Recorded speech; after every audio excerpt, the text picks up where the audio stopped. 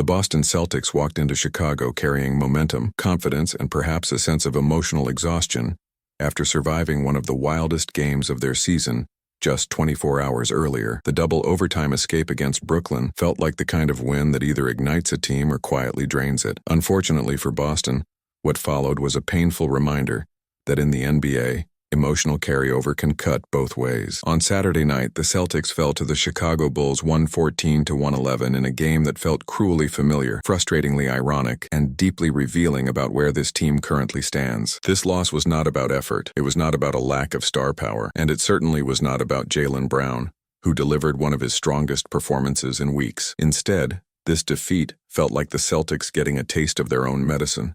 Swallowed in slow motion, one made three-pointer at a time until the final buzzer sealed another narrow heartbreak.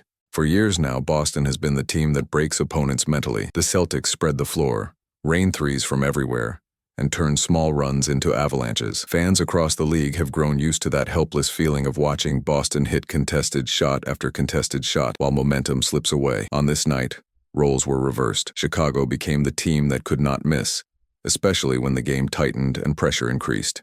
From the opening minutes, the Bulls shot the ball with a confidence that bordered on disrespect. They moved the ball quickly, punished every defensive lapse, and showed no hesitation from deep. By the time the fourth quarter arrived, it felt like every Celtics defensive stop was incomplete. Even when Chicago finally missed, Boston failed to finish possessions with rebounds, allowing the Bulls to reset and punish them all over again. The numbers tell part of the story, but the feeling of the game tells the rest. Chicago hit 20 of their first 36 three-point attempts. That kind of shooting warps the floor, stretches defensive discipline, and forces rotations to become half steps slower. Boston chased shooters, switched aggressively, and tried multiple coverages, but the Bulls kept answering. And when it mattered most, when it felt like the Celtics might finally escape, Kevin Huerter buried a dagger from the corner that sucked the air out of the building. Ironically, this is exactly how so many teams have felt against Boston over the past 3 seasons. The helplessness, the frustration, the sense that no matter what adjustment you make, the shots keep falling. Experiencing that from the other side is humbling, and it exposed how thin the margin truly is when games come down to execution and composure.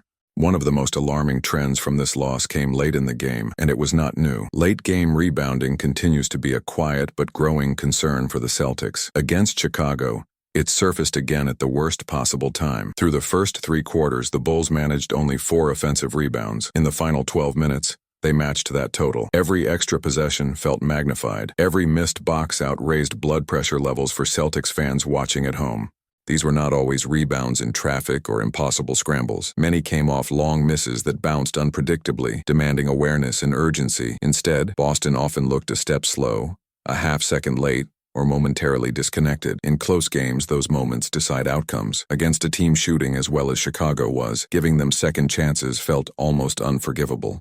Yet amid the frustration, there was a clear positive, and it came in the form of Jaylen Brown. If there were any lingering questions about his offensive rhythm over the past few weeks, this game provided a reassuring answer. Brown looked locked in from the opening tip. His body language was aggressive, his decision-making was decisive, and perhaps most importantly, his mid-range jumper made a long-awaited return. Since his explosive 50-point performance against the Clippers earlier in January, Brown's shooting efficiency had dipped. Over the following 9 games, he shot just 40% from the field, a noticeable drop for a player whose MVP-level play earlier in the season was built on consistency and control. The mid-range area, once his bread and butter, had gone quiet. Defenders pressed higher, looks became tougher, the rhythm faded. Against Chicago it was back. Brown attacked from his spots with confidence, pulling up from the free throw line area and knocking down 5 of his 8 attempts from that zone. These were not bailout shots. They were deliberate, balanced, and calm. Even more impressive was the context. Brown logged 46 minutes just one night after battling hamstring tightness. Fatigue was real. The minutes were heavy. And still, he delivered 33 efficient points, keeping Boston within striking distance until the final seconds. This performance mattered not just for the box score, but for what it represents moving forward. The Celtics need Jaylen Brown at his best, not just as a scorer, but as a stabilizing presence when chaos creeps into games. His ability to generate quality shots without relying on three-point variance gives Boston a different dimension, especially in close contests where every possession tightens.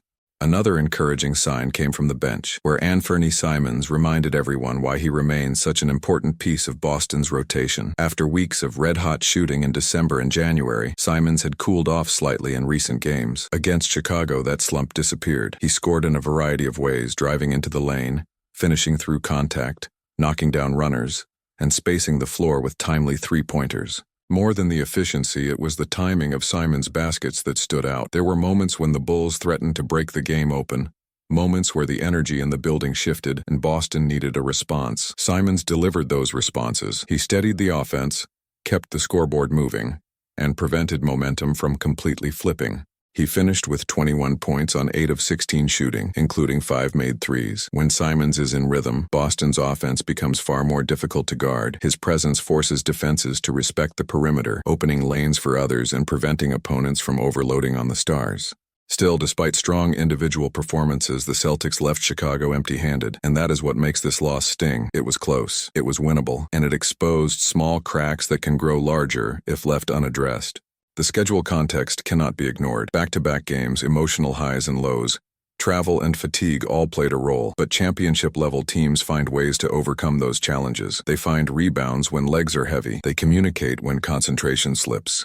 They execute when pressure mounts. Boston has proven they can do all of those things. They just did not do them consistently enough in this game. Perhaps the greatest irony of this loss is that it mirrored so many wins the Celtics have enjoyed over the years. A hot shooting opponent, a late run, a clutch shot that seals the deal. This time, Boston was on the wrong side of the highlight. Losses like this serve as reminders. They expose habits, they force reflection, and they often linger longer than blowouts ever do. The Celtics will watch the film. They will talk about rebounding. They will talk about late-game execution, and they will talk about how to close games when margins are razor-thin. The season is long. One loss does not define a team, but patterns do. And how Boston responds to moments like this will say far more about their ceiling than any early season dominance ever could.